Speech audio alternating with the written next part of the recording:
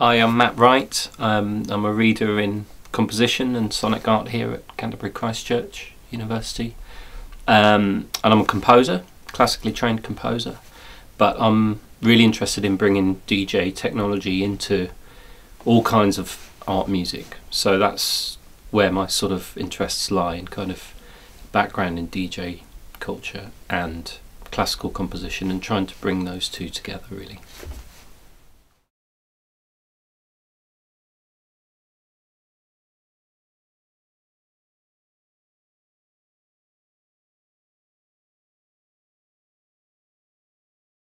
Good question. I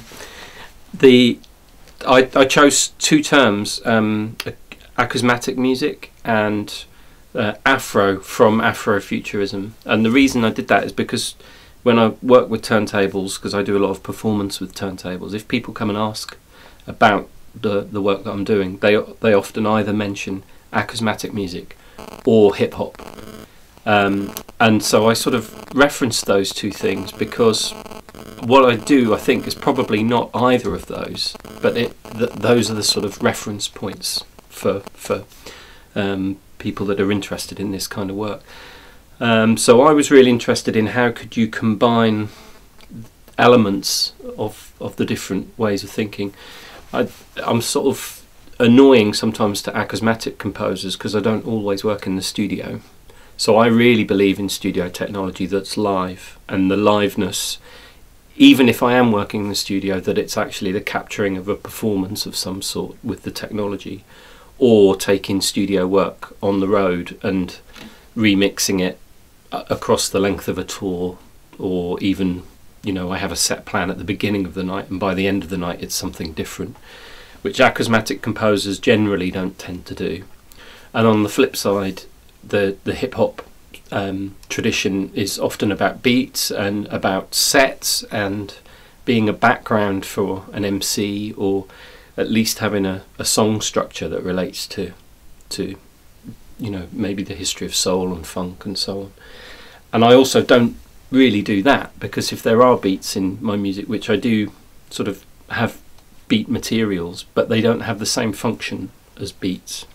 So sometimes it can be difficult for hip-hop audiences too, because it's not necessarily something that you can dance to, although I am quite interested in the idea that the materials have a groove and that you can get into the music and it can affect you physically, because actually for me, and this might go some way to trying to answer in the theory practice question, is I'm really interested in the sort of physical manifestation of a concept, if that makes sense. So I'm really interested in thinking about, what would happen if you do this and you do this?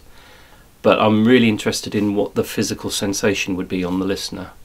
So it doesn't, for me, it's not enough to answer that concept in conceptual terms. It's what I need to do is translate the concept into a physical sensation for the listener in a way that hopefully is different.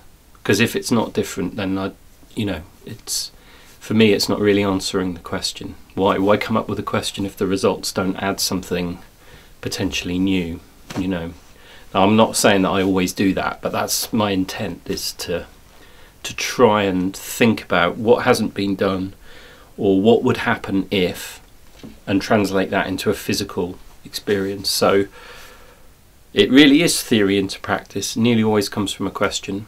But where the question is posed is an interesting thing, because sometimes I could sit in a space like this, or an office or something like that, and come up with an idea that's completely abstract, and then put it into practice. But sometimes the idea will come in performance, and that's where working with other performers, like the improvisers that I've worked with, where they will be doing something, and it will reframe my way of thinking about the music. I think we're playing a certain way, I think we're playing at a certain speed perhaps, and they may introduce a new speed in the music, a new layer of speed, and suddenly it makes me think, hang on, what if?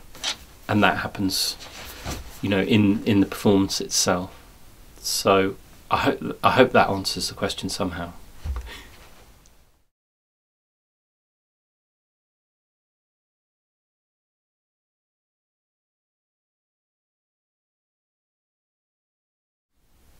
some of the written texts related to acousmatic music and some of the written texts related to Afrofuturism, or at least quotations from those texts, with the idea of introducing those as materials that could be mixed in the same way that I would think of records as texts that could be freely mixed. So the idea in terms of the structure of the lecture was to go from quite a formal stance into examples of the practice and back again.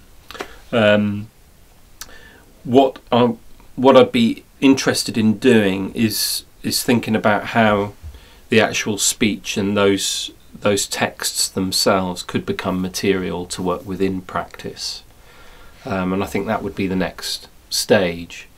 But the reason that the lecture was structured in that way was because it's helpful for me to have answers for people that come very much from the acousmatic tradition or the hip hop tradition. So it's a way of helping me propose those two as a kind of almost like a kind of provocation. So the way the lecture was structured was for me to put out these baggages, if you like, that would then provoke a performance that in some way hopefully interrogates those ideas a little.